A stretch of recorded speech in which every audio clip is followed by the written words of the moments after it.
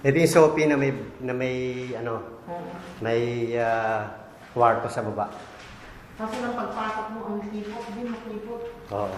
May pagpasok mo, pagpasok mo, kamo. Sana, ito naman kasi sana at saka ano eh. Gusto rin mo ito, pinukuksan nila ito eh. Kasi nga may parking, meron ba sa ito. Daming mga style, mahal mo pwede gawin dito. Ang ibig ito. Ilan years ka bago sa pagbungkal? Kunyari, meron Kasi mag-ibig sa 2 years eh. Oh, in case natanggalin namin itong kitchen, ilipat sa likod. Pwede sir.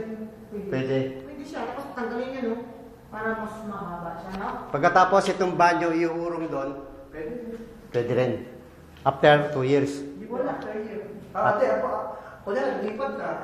Pagkalipat mo, may condition mo pala. Lord, aatin kayo na ano, aatin kayo na assembly, aatin ko kayo ng council.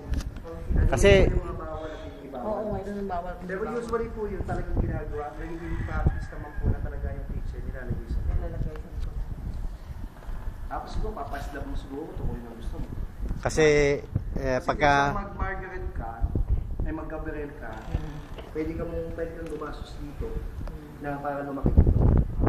Kasi pagka magluluto ka, nasa loob ka, lahat ng amoy.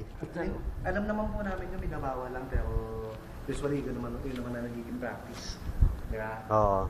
Siyempre, for a year, nakatira ka na dyan, i-improvement mo na yan, diba?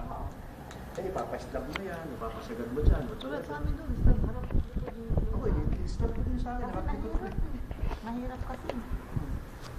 Ha? Tara, pakita mo sa anak mo yan. Makadesisyon siya. Sir, konti pa. Lulong, para may sample. Oh, yung sample.